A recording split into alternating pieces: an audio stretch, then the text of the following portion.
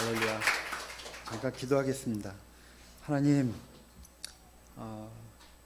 이 시간 주님만 기대합니다. 주님 말씀해 주시고 우리의 마음과 생각을 지켜주셔서 오직 복음만 영원하게 되는 시간으로 주님 인도하여 주옵소서.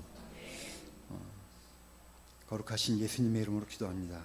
네.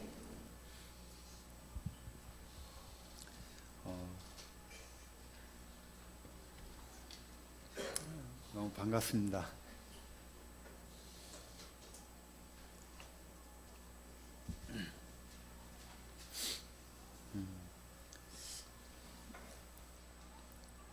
지난번 예배에 참석하면서 주보에 좀 익숙치 않은 그런 단어가 보였습니다. 낡아지지 않는 배낭. 따뜻하게 다가오기도 하지만은 순간적으로 제 마음 가운데 그 단어가 생각났던 것은 광야라는 단어가 떠올랐어요. 왜 그랬을까 궁금하시죠?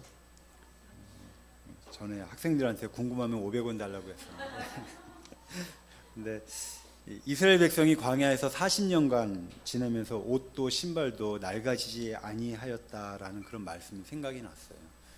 그들이 옷하고 신발만 갖고 있었던 게 아니라 배낭도 갖고 있었을 텐데 40년 동안 낡아지지 않았다라는 생각이 문득 들어왔는데, 근데 이 말씀이 근거가 어디 있는가 하고서 찾아봤더니 개역 개정이 바뀌어 있더라고요. 옛날엔 낡아지지 않는 주머니 뭐 이렇게 나왔는데 지금은 배낭으로 바뀌었더라고요.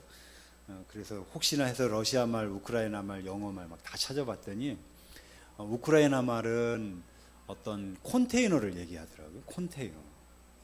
좀 크죠. 규모가 좀 우크라이나 사람들이 큰 것 같습니다. 러시아 사람들은 배낭을 얘기하고, 또 어떤 뭐 영어 성경에서는 또 지갑을 얘기하기도 하고, 또 다른 번역에서는 또 큰 문을 얘기하더라고요. 큰 문. 그러니까 어마어마한 큰 창고 안에 막 그 커다란 철문 같은 거, 그렇게 얘기하기도 합니다. 어찌됐든 이 배낭이라는 단어에 대해서 좀 생각을 갖고 묵상을 하게 되었는데, 우리가 잘 알고 있죠. 누가복음 12장 33절, 너희 소유를 팔아 구제하여 낡아지지 아니하는 배낭을 만들라. 곧 하늘에 둔 바 다함이 없는 보물이니 거기는 도둑도 가까이 하지 하는 일이 없고 좀도 먹는 일이 없느니라. 이 말씀을 보면은 내 소유를 팔아서 구제하는 것으로 배낭을 준비하라. 하늘에 재물을 쌓아두라. 그 재물이 있는 곳에 네 마음도 있다. 이런 내용이 이렇게 됩니다. 근데 12장 전체를 이렇게 봤을 때 제 안에 조금, 왜 주님이 하필이면 여기에 배낭을 집어넣었을까? 그게 좀 의문이 되더라고요.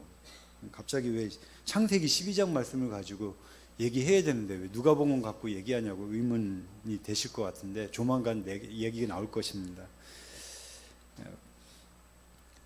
그 배낭을 말씀하시면서 하늘을 말씀하시는 거예요.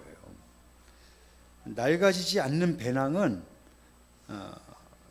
그 내용을 봤을 때는 한시적인 내용이 아니라 영원한 내용을 얘기하고 있구나. 배낭이 영원한 것이라면 그 안에 채워져야 할 내용도 역시 영원한 것이어야 되겠구나. 짐 엘리엇은 영원한 것을 얻고자 영원할 수 없는 것을 버리는 자는 바보가 아니다라고 했죠. 주님은 우리를 예수 그리스도의 피로 정결케 하셨을 뿐만 아니라 거룩한 성전으로 삼으셨습니다. 그렇다면 우리 안에 썩지 않은 하나님의 영광으로 가득해져야 하는 것이 마땅한 것이죠.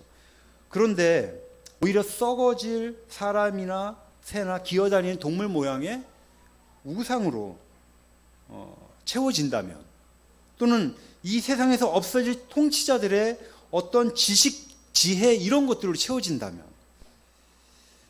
아무리 좋은 배낭을 갖고 있는들 그 배낭은 결국 썩은 것들로 가득 찬 배낭이 될 수밖에 없겠구나.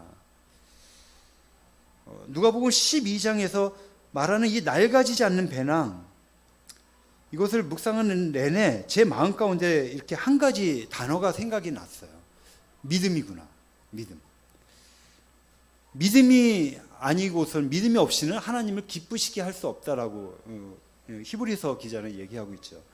영원한 것을 구하고 영원한 것을 채우는 자에게 필요한 것은 영원한 것을 주시는 하나님을 향한 분명한 믿음이 있어야 된다는 거죠. 그 믿음은 저에게 있어서는 바로 낡아지지 않는 배낭, 이것과 같다는 생각이 들었습니다. 어쩌면 아브라함이 나이 75세가 되어서 들고 갔었던 그 배낭은 어쩌면 믿음이라는 이름의 배낭이 아니었을까. 아브라함의 나이 75세, 사라는 65세가 되었죠.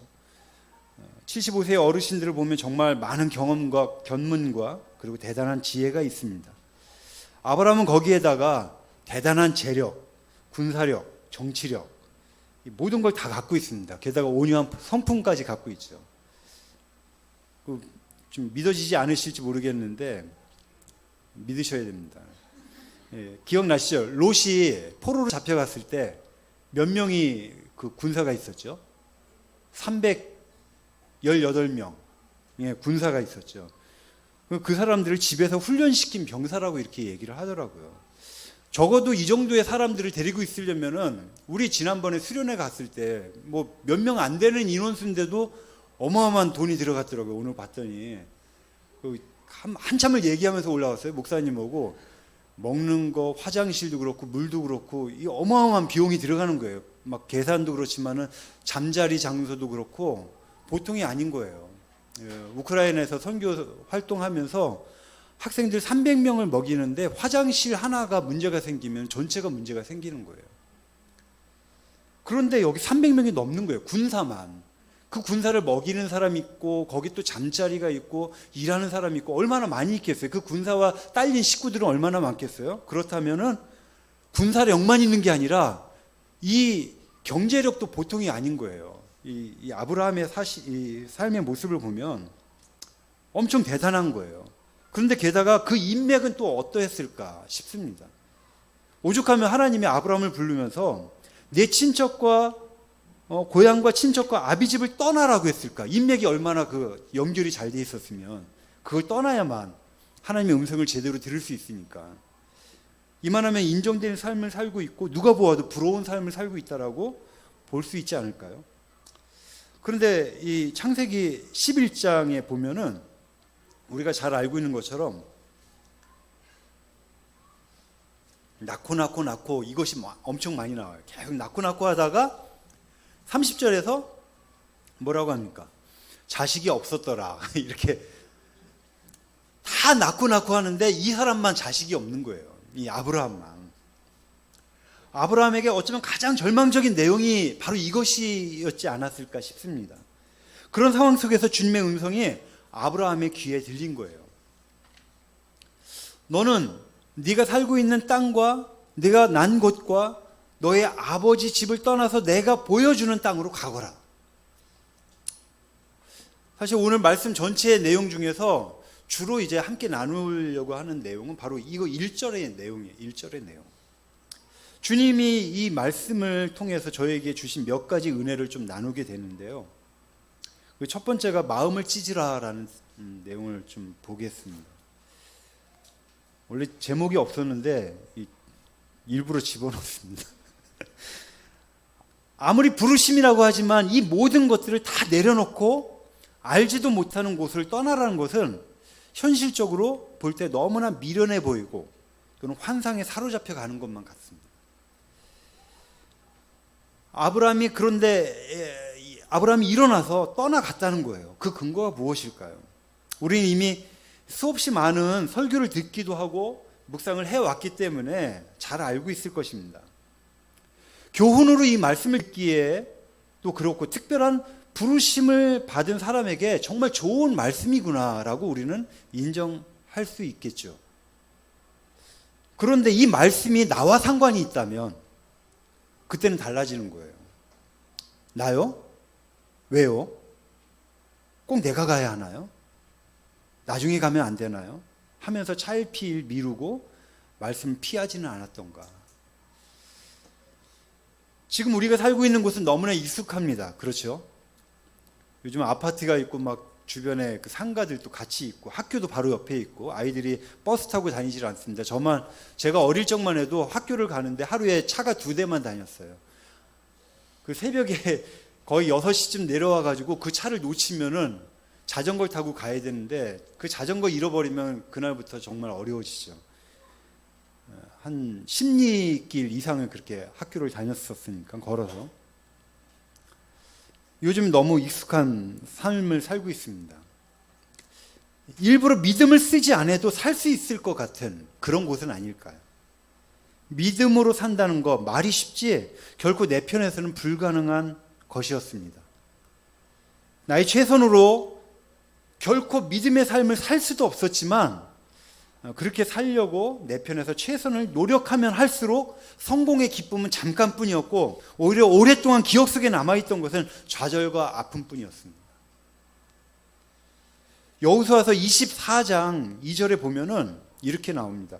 여호수아가 모든 백성에게 이르되 이스라엘의 하나님 여호와께서 이같이 말씀하시기를 옛적에 너희의 조상들 곧 아브라함의 아버지 나홀의 아버지 데라가 강 저쪽에 거주하여 다른 신들을 섬겼으나, 이 말씀을 근거로 해서 신학자들은 아브라함이 살던 그 갈대아 우루 하란 땅은 우상이 가득하였고 아브라함의 부모는 우상을 만들어 파는 그런 장사를 했다고 합니다. 갈대아 사람들은 그렇게 숭배하고 그것 없으면 못 살겠다는 그런 우상이 있었는데 그거를 이 아브라함의 부모들이 만들어서 장사를 하면서 살았다는 것이죠. 아브라함은 세속적 관점에서 볼 때, 이런 아브라함의 삶의 모습을 볼 때 성공의 길을 막 잘 걷고 있는 모습처럼 보입니다. 그런데 말입니다, 그 어떠한 것으로도 그의 목마름은 채워질 수 없었던 것입니다. 정말 이렇게 사는 게 맞나? 믿음이 없어도 마음껏 자아를 충족할 수 있었고 이렇게 막 살아가는 그 한복판, 삶의 한복판에 아브라함이 75년을 살았다는 거예요. 너무나 익숙한 삶 가운데 손만 뻗치면 가게가 있고 슈퍼마켓이 있고 학교가 있고 직장이 있고 그냥 자기의 자아를 마음껏 누릴 수 있는 익숙한 그런 삶.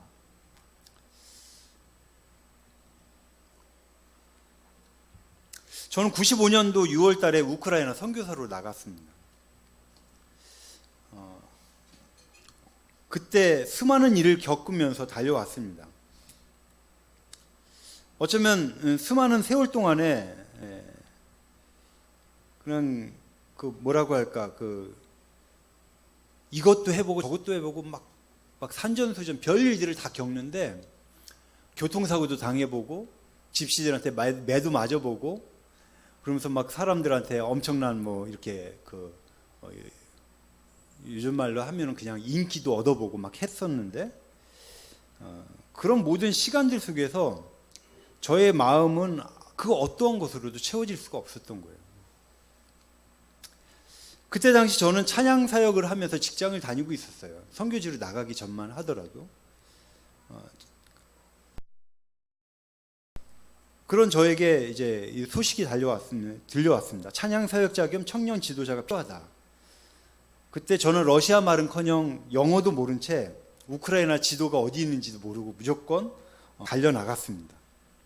가서 청소년 캠프, 교회 개척 사역, 제자 양육 사역, 어린이 사역, 미혼모 사역, 고아 사역, 집시 사역, 선교센터 건축에 이르기까지 안 해본 것 없이 다 닥치는 대로 했습니다. 지난 시간을 돌이켜보면 정말 주님이 허락하셨고 주님이 하신 거 사실입니다. 그러나 언제부턴가 저는 사람들에게 이런 말 듣는 걸 좋아하는 거예요. 베테랑이라는 말 듣는 말, 또는 칭찬하는 말, 인정해주는 말. 기쁨과 슬픔의 이유가, 사랑하는 이유가, 살아가는 이유가 굳이 제가 말하지 않아도 제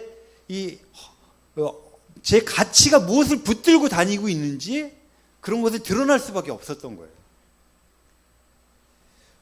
복음 앞에 선 이후 1%의 순종에 저 자신을 들여보려고 그 수십 년, 십수년 동안에 모아놨었던 그 컴퓨터 안에 있었던 선교 자료가 있었어요.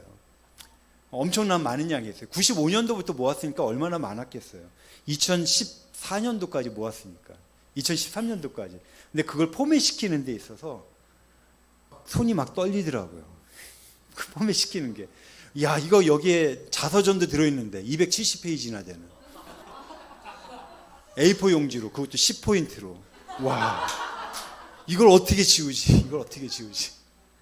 바들바들 떠는데 잠깐이었어요. 그것 거들떠보지도 않는 내용들이에요. 지나가면 딱 지웠고, 책들도 다 막 한 50kg 되는 책을 전부 다 불살라 버렸습니다.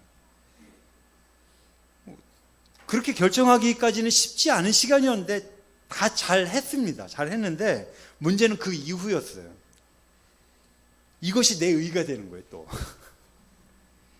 이게 자랑스러워지기 시작하는 거예요. 제 안에. 그때 주님은 저에게 알아들을 때까지 열정적으로 말씀하셨습니다. 너의 옷을 찢지 말고 네 마음을 찢어라. 그리고 여호와께 돌아와라. 내 본성이 원하지 않는 그 자리, 마음을 찢는 자리였어요. 내가 정말 그 자리는 가고 싶지 않은 자리가 바로 내 마음을 찢는 자리였어요. 그 자리가 곧 기도의 자리였고 주님을 깊이 만나는 자리였습니다. 사역하는 데는 아주 바쁘게 움직여요. 조금만 마음에 열받으면 밖에 나가서 막 풀 뽑아요. 낫 가지고. 그리고 막 삽질하고 밖에 나가서. 그런 게 저의 모습이에요. 우리 편의점 목사님 그 공동체 가셔서 보셨겠지만은 조금만 열받거나 조금만 일이 잘 안 되면 밖에 나가서 막 풀대고 개를 때리고 막 삽질하고. 그러나 주님은 분명하게 명확하게 말씀하셨습니다. 너는 너의 고향과 친척과 아비집을 떠나라. 마음을 찢지 않고서는 있을 그런 자리였어요. 이 아브라함에게도 동일하게 하나님께서 마음을 찢으라는, 네가 눈에 보여지는 그런 내용이 아니라 정말 네가 찢어야 될 것은 무엇인가를 말씀하시고 계시는구나라는 것을 보게 되었습니다. 이 말씀은 저에게 또 두 번째로 다가오는 내용은 자기를 부인하고 자기 십자가를 지어라 라는 말씀으로 다가옵니다. 누가복음 9장 23절 우리가 잘 알고 있죠. 또 무리에게 이르시되 아무든지 나를 따라오려거든 자기를 부인하고 날마다 제 십자가를 지고 나를 따를지니라. 십자가의 길은 자기를 부인하고 날마다 자기 죽은 십자가를 지는 사람만이 갈 수 있습니다. 결코 나로서 갈 수 없는 그 길이죠. 오직 예수 그리스도와 연합해야만 갈 수 있는 길입니다. 저는 2절과 3절에 대해서는 너무 따뜻하기만 한 그런 말씀으로 다가옵니다. 2절과 3절이. 막 복 얘기 나오잖아요. 너를 큰 민족이 되게 하겠다. 막 복 얘기 막 나오잖아요. 너무 따뜻해요. 근데 누가 복 받기를 싫어하겠습니까? 근데 말입니다. 이 1절이 실제가 되지 않는다면 2절과 3절은 완전히 딴 얘기가 되는 거예요. 있을 수가 없는 얘기예요. 2절과 3절은. 다시 말해서 우리는 십자가에서 예수 그리스도의 죽음과 부활에 함께 연합하지 않으면, 완전한 연합이 있지 아니하면 2절과 3절은 이루어질 수 없는 내용이다, 이런 얘기예요. 2절과 3절은 바로 예수 그리스도와 연합한 자의 삶이 어떠한지를, 그 결과를 보여주는 내용이라는 거죠. 내가 너로 큰 민족이 되게 하고 너에게 복을 주어서 내가 크게 이름을 떨치게 하겠다. 너는 복의 근원이 될 것이다. 너를 축복하는 사람에게는 내가 복을 베풀고 너를 저주하는 사람에게는 내가 저주를 내릴 것이다. 땅에 사는 모든 민족이 너로 말미암아, 바로 너로 말미암아 복을 받을 것이다. 아멘. 갈라디아서 3장 8절에서는 이렇게 얘기합니다. 먼저 아브라함에게 복음을 전하되. 이 복음은 온 세상 사람들에게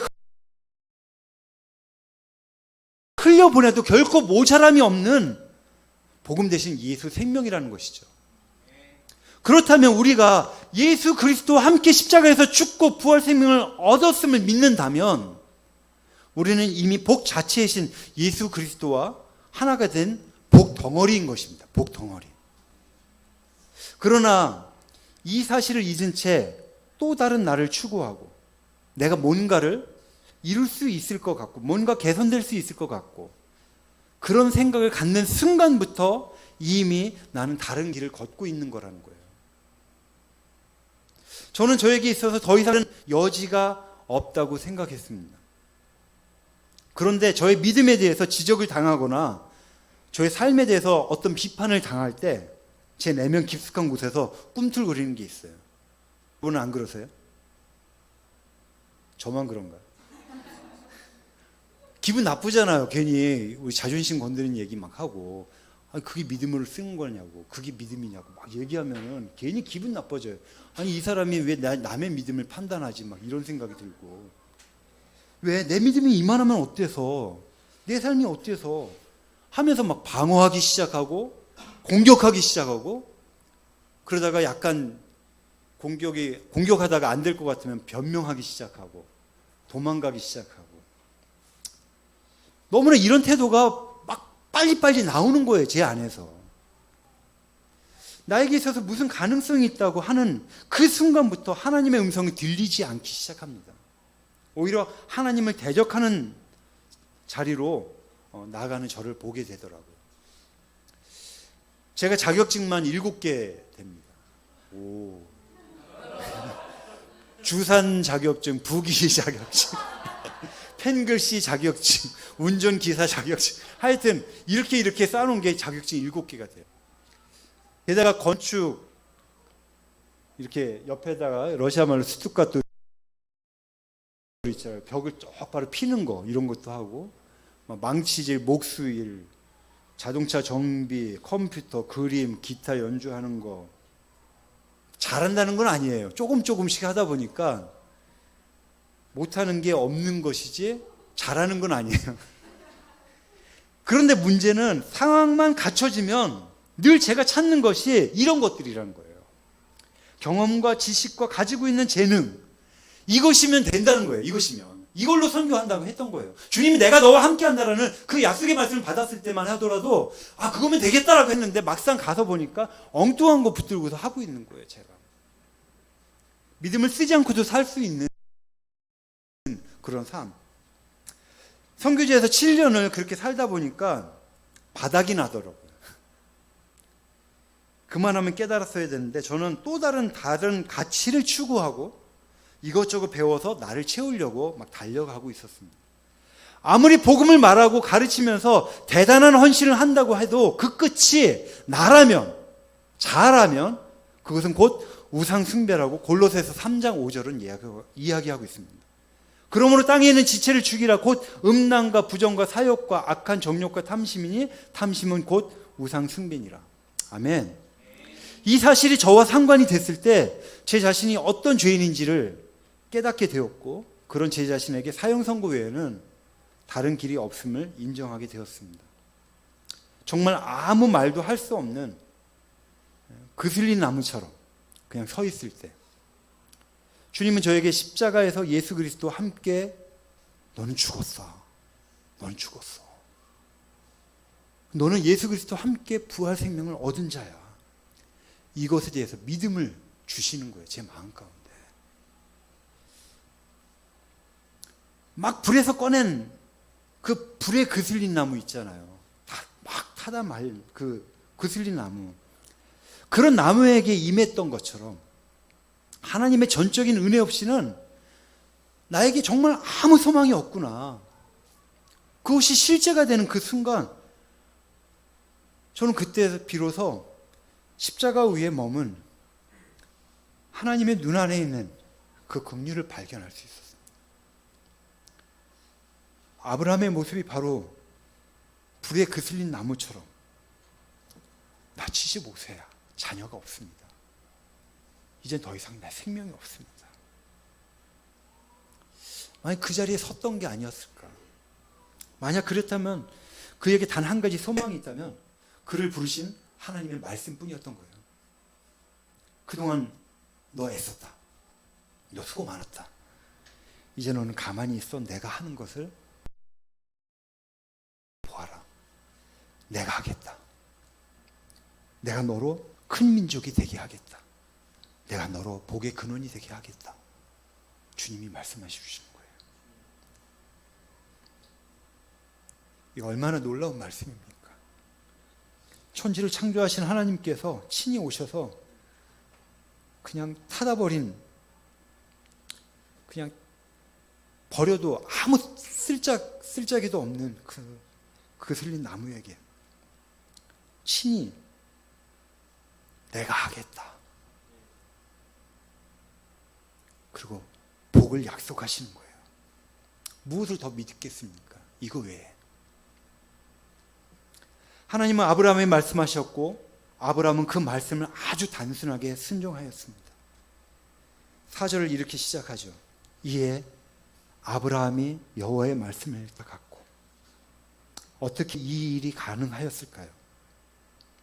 저는 이 말씀을 묵상하면 할수록 믿음 외에는 달리 설명될 길이 없었어요. 세 번째로 믿음이요. 아브라함이 75세가 되기까지 살아왔지만 정말 믿을 만한 것이 없었을 것입니다. 며칠 전이었나요? 저희 어머니가 지금 74세가 되시는데 어머니 믿음에 대해서 좀 같이 이야기를 나누다 보니까 어머니가 그런 말씀을 하셔요. 내 마음도 믿지 못한다. 이 세상에 무엇을 믿을 수 있겠냐? 우리가 믿을 것은 오직 말씀밖에 없구나.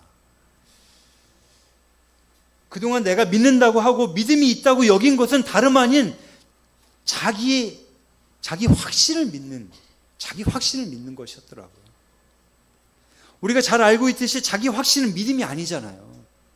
자기 확신은 결국 자기가 경험한 내용과 자기 지식과 자기 상식과 같은 것으로부터 나온 거잖아요. 자기 확신의 끝은 늘 허망하잖아요. 그렇게 75년 동안 허망한 삶과 싸웠었던 아브라함이 하나님의 말씀을 들은 거예요. 진리를 들은 거예요. 더 이상 망설일 이유가 없었던 거예요. 아브라함의 단순한 순종은 믿음이 아니고서는 설명될 수가 없는 겁니다. 상황과 환경이 바뀔 때마다 함께 바뀌는 것이 있습니다. 정치와 군사, 경제와 사회, 문화, 사람들의 도덕과 윤리, 가치관, 자기 확신, 이 모든 것이 다 바뀌어요. 우리가 지금 듣고 있는 모든 뉴스의 내용도 싹 바뀌어요. 그러나 변하지 않는 게 있어요. 낡아지지 않는 게 있어요. 하나님이 주신 믿음의 선물이에요. 아브라함이 하나님의 지시할 땅으로 갈 때 가지고 갔었던 거, 그것이 바로 하나님의 말씀을 믿는 믿음이 아니었을까. 우리는 그것을 말씀을 통해서 분명하게 확인할 수 있었습니다. 낡아지지 않는 배낭을 메고, 주님은 오늘 저와 여러분들에게 낡아지지 않는 배낭을 메고 가라 하십니다. 너는 너의 고향과 친척과 아버지의 집을 떠나 내가 내게 보여줄 땅으로 가라. 땅에 사는 모든 족속이 너로 말미암아 복을 받을 것이라. 너는 가라. 이 말씀을 믿음으로 가라 하십니다. 한국에서 지난 2년 동안에 자기를 부인하지 않고서는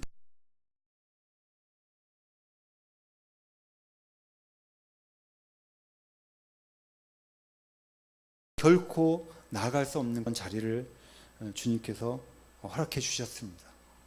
날마다 십자가 아니고서는 하루도 살아갈 수 없는 그런 자리로 주님이 이끌어 주셨습니다. 어떤 때는 포기하고 도망가고 싶을 때도 있었습니다. 나 지금 잘하고 있는 건가? 지금 뭐 하고 있는 거지? 지난 2년 동안 한국에 있으면서 우크라이나와 또 유럽에 있는 선교사들 사회 속에서는 전만규 선교사는 유럽을 버린 사람, 이 앞에 계신 유럽 지부 선교사님도 여러 번 저한테 질문을 하셨어요. 혹시 유럽을 떠난 것입니까? 우크라이나를 버린 것입니까? 늘 저의 고백은 저는 모르겠습니다. 주님 아십니다. 급기야는 우크라이나에 계신 선교사님들이 외면하시기 시작하셨고 현재 왕따 당하고 있습니다. 유일하게 한 분 선교사님이 저한테, 우리 동맹군 선교사님이 연락 주시고 가끔씩 위로를 주시곤 하시는데, 포기하고 더 이상 우크라이나로 갈 자격도 없구나. 누군가 반겨주면. 근데 주님은 넌 이 약속의 말씀만 붙들면 된다.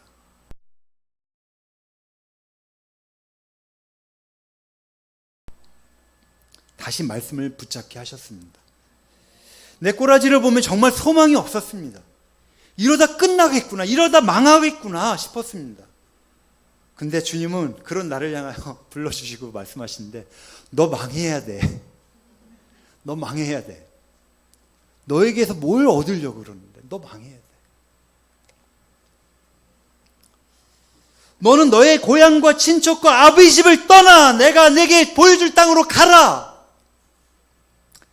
이 말씀은 저에게 너 망하면 내가 한다. 너 끝장내라 여기서.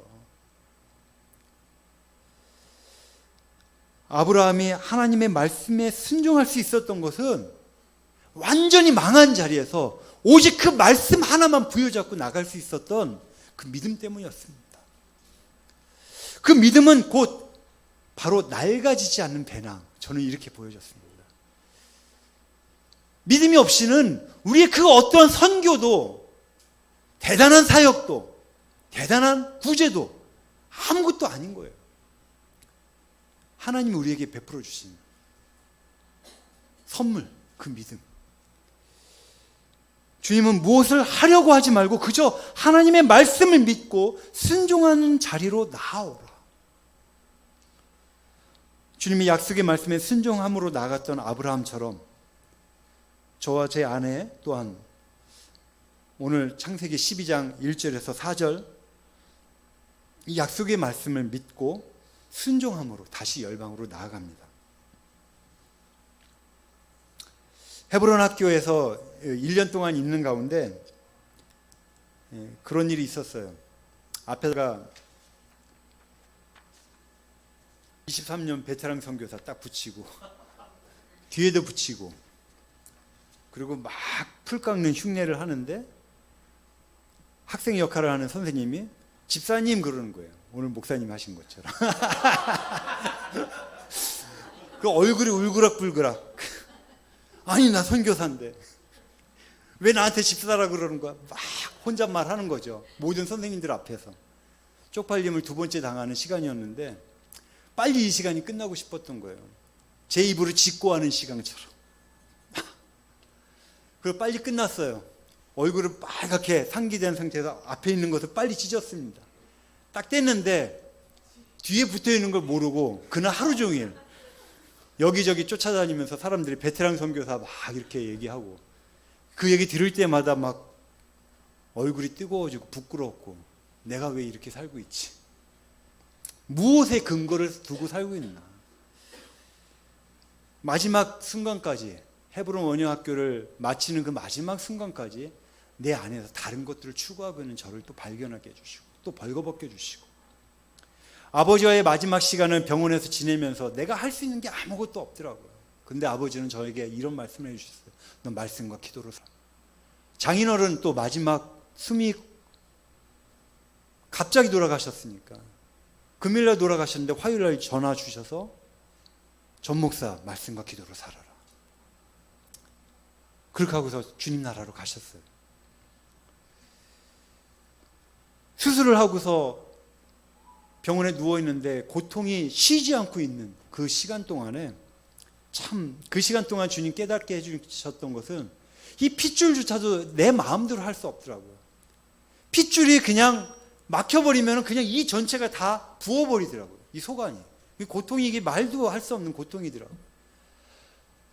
야, 나는 이 핏줄조차도 마음대로 할 수 없는 존재구나. 아까 새끼손가락도 꼼짝 못한다고 했는데 저는 핏줄은 보이지를 않잖아요. 속에 있으니. 정맥혈관이 됐으니까 의사도 손을 못 대는 거예요. 거기에 피딱지가 딱 꼬여져 있어가지고. 그런 상황 속에서 아멘, 아멘. 하나님 감사합니다. 왜 그런지 아세요? 이 아픔이 없었으면 하나님을 찾을 수가 없었잖아요. 오히려 아픔이 있는 게 너무 감사하더라고요. 핏줄이 막힌 것이 오히려 감사가 되더라고요. 하나님, 나 이것 때문에 주님을 찾을 수 있군요. 주님 앞에 돌아갈 수 있군요. 오히려 우리에게 고통이 다가온 것이 은혜더라고요. 그렇게 하고서 집에 나왔더니 집에 오니까 갑자기 12억의 돈이 빚으로 소장이 날라온 거예요. 아버지가 소천하시기 전에 했었던 연대보증으로 말미암아 12억이라는 돈이 갚으라고 연락이 온 거예요. 거기다가 매달 5천만 원의 이자를 내라고 그래요.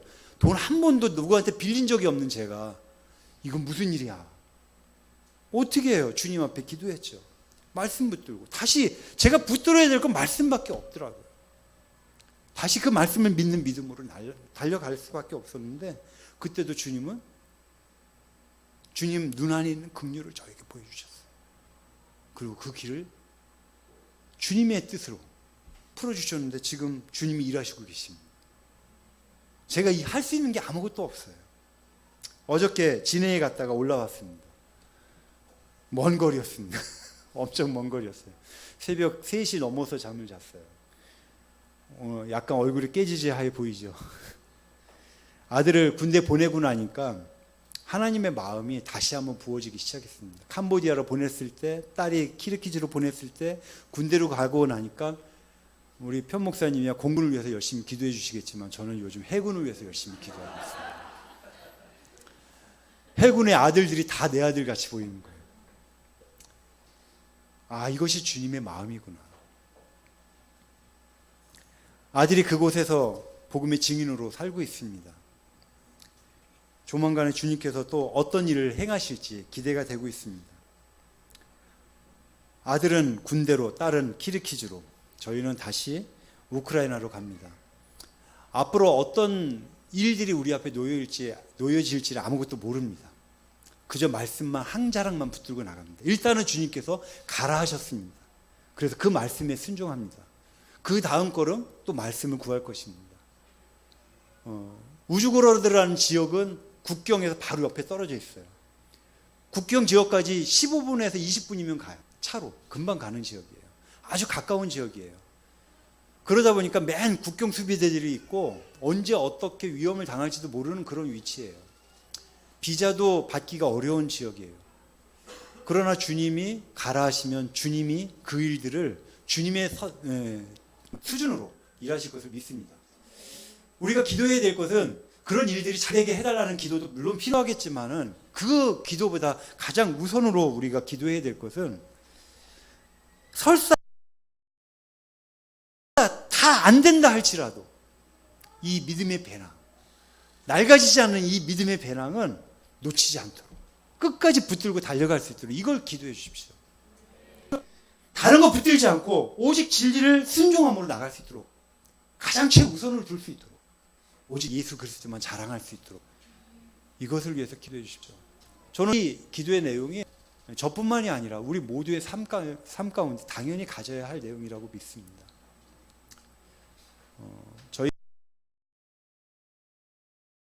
저희가 아무것도 모르지만 잘하는 것도 없고 언어가 막 되면은 막 실수가 많이 나오고 하는데 언어가 잘 안 됩니다. 한국말도 그렇고 이제 러시아말도 그렇고 뭐 영어도 그렇고 그 어떠한 것도 제대로 하는 게 없어요. 그러니 주님만 기대할 수 있어서 너무 감사한 일이죠. 저에게 많은 것을 기대하시지 마십시오. 앞으로 나가서도 그렇고 그저 주님만 기대하시고 전선교사 말씀 앞에 온전히 달려갈 수 있도록 그것을 위해서 계속 기도 부탁드립니다. 이상입니다. 제가 어떻게 설교를 마쳐야 될지 모르겠습니다. 기도로 우리 잠깐 기도하겠습니다.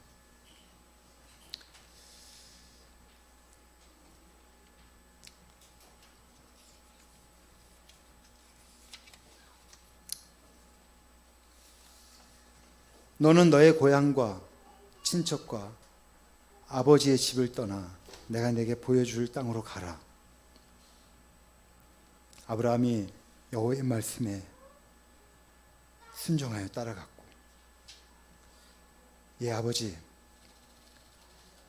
저희 너무나도 연약하고 부족하고 저희를 바라보면 아무 소망도 없고 기대할 가치도 없는데 주님께서 그런 저에 대해서 이미 너는 망하였다, 내가 망하였다 라는 고백을 주님께서 들으시고 그리고 말씀해 주셨습니다. 내가 한다, 내가 한다, 내가 너와 함께하여 내가 한다. 하나님, 가끔씩 두려울 때 있었으면 사실입니다.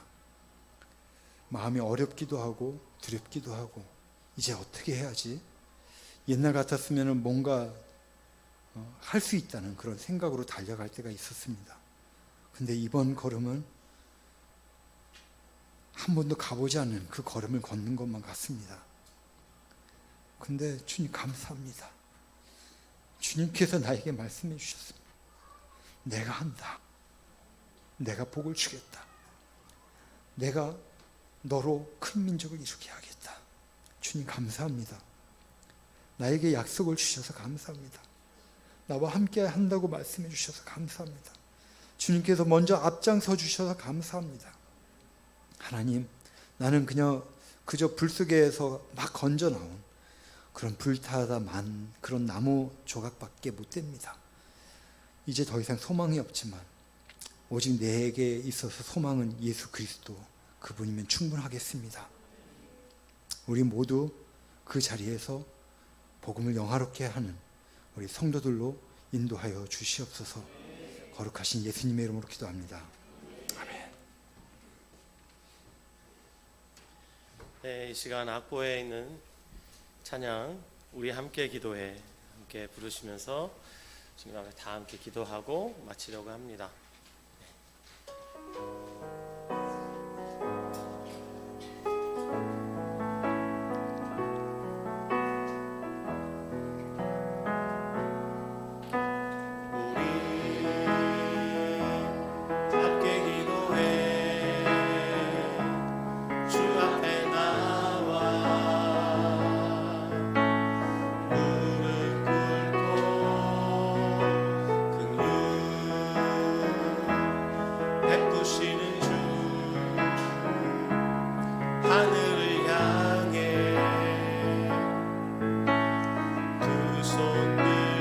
하늘 문이 열리고 하늘 문이 열리고 은혜의 비출기 이 땅 가득 내리도록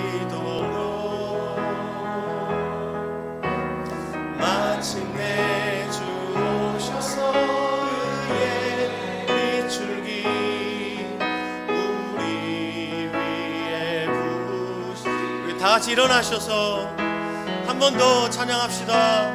우리 함께 기도해 함께 기도해 주 앞에 나와 무릎 꿇고 긍휼 베푸시는 주 하늘을 향해 두 손 하늘 문이 열리고 하늘 문이 열리고 은혜의 비출기 이 땅 가득 내리도록 마침내 주 오셔서 의의 비출기 우리 위에 부으시도록 하늘 문이 열리고 하늘 문이 열리고 은혜의 비출기 이 땅 가득 내리도록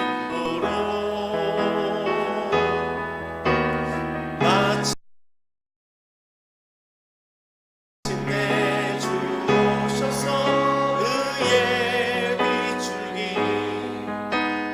우리 위에 부으시도록. 손을 높이 들고 주님 앞에 기도하고 싶습니다. 가슴에 손을 얹으실 분은 가슴에 손을 얹어주시고 기도하고 싶습니다. 여러분, 우리는 한 치 앞도 내다볼 수 없는 연약한 존재들입니다. 선교사님은 선교사로서 주님 부르신 땅으로 나아가지만 우리는 선교적 존재로서 부르신 그곳에서 살아가게 됩니다. 우리 모두는 그렇게 한 치 앞을 볼 수 없는 연약한 자들입니다. 하나님께서 이런 우리들에게 믿음으로 살라고 요구하십니다. 그렇지요? 그렇지요? 모르기 때문에 믿음으로 사는 거예요. 완전하지 않기 때문에 온전한 믿음 달라고 기도하는 거예요. 하나님 앞에 우리는 그렇게 살 수밖에 없어요. 왜 우리에게 이렇게 살라고 말씀하시느냐? 하나님이 그 아들을 내어주셨기 때문이에요. 그 아들을 내어주신 하나님께서 우리를 위해 모험을 하셨어요. 우리도 마찬가지예요.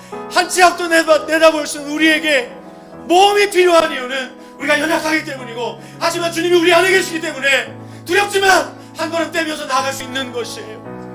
하나님, 우리가 믿음으로 살겠습니다. 또 우리와 함께 가족된 우리 선교사님 부부가 믿음으로 나아갑니다. 우리 모두가 이 믿음의 거룩한 대열 끝까지 걸어갈 수 있도록 인도해 주십시오. 함께 이 시간 주여 한번 부르시고 통성으로 기도하겠습니다. 주여! 주님, 이 시간 기도합니다. 주님, 이 시간 주님 앞에 부르시어 기도합니다. 주님, 우리의 삶을 붙들어 주셔서 하나님 참으로 가치 있고 영광스럽고 하나님 참으로 믿음으로 살아 하나님께 기쁨 되고 싶습니다. 주님, 이끌어 주시옵소서. 주님, 사랑하는 선교사님 부부를 선교사로 부르시는 주님을 찬양합니다. 하나님, 동일하게 우리들도 각자의 삶의 자리에서 믿음으로 살 것을 주님 우리에게 촉구하시고 뿐만 아니라 우리 가운데 함께 계실 것을 믿고 감사합니다. 하나님 아버지, 우리의 삶을 축복하여 주셔서 하나님 우리를 통하여 하나님의 영광이 드러나게 하시고, 아버지 복음이 오직 영원하게 될 수 있도록, 오직 복음만이 영원하게 될 수 있도록 주님 이끄시고 인도해 주시옵소서.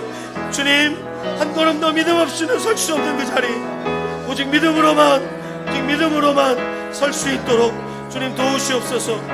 주님 감사합니다. 주님 감사합니다. 주님 감사합니다.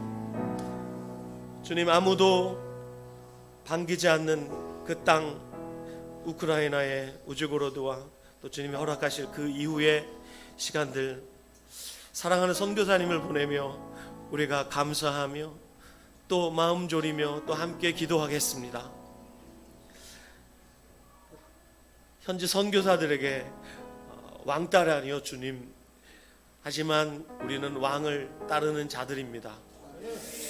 그래서 주님, 그 어떤 사람들의 공격도, 국가의 어떤 위압적인 자세도 주님, 어떤 것도 우리에겐 위험이 되지 않습니다. 하나님 말씀은 매이지 않기 때문입니다.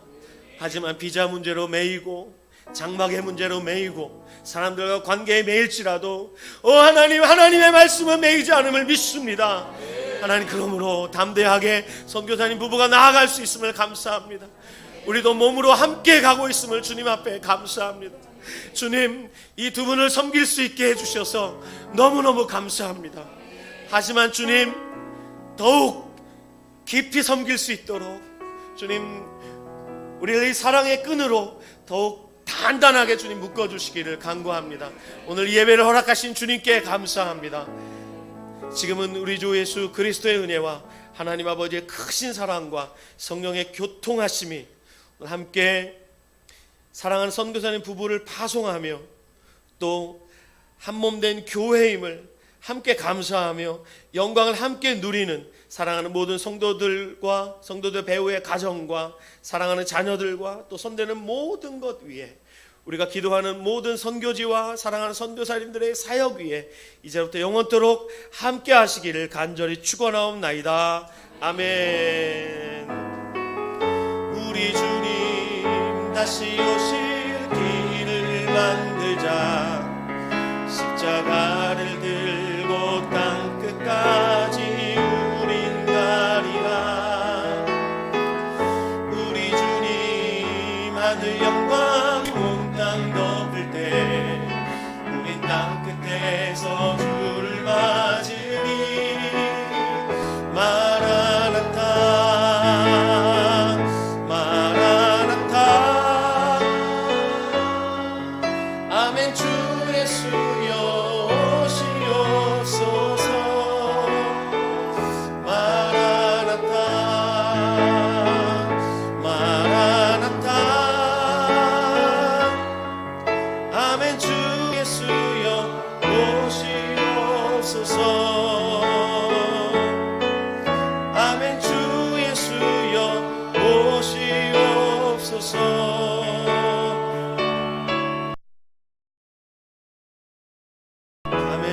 하나님께 모든 영광 돌려드립니다. 아멘, 아멘, 아멘.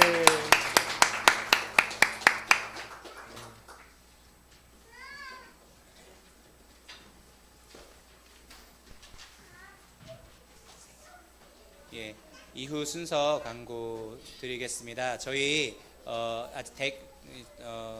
지금 바로 여기 앞자리로 나와서 오늘 전만규 김미정 선교사님과 함께 기념사진, 파송식 기념사진 단체로 찍으려고 합니다. 그래서 사진 찍어주시는 분의 인도 따라서 함께 다 같이 사진 찍고요. 그 이후에 저희 평소 하던 대로 뭐 생일 축하나 또 다과 교제 2부 소그룹 순서 진행하려고 합니다. 그래서 저희 집사님들 나오셔서 여기 앞에 자리 좀 정돈해 주시고요. 의자 좀 놓아주시고 화장실 혹시 정말 급하신 분 계시면 빨리 갔다 오시고 다 같이 단체 사진 찍겠습니다.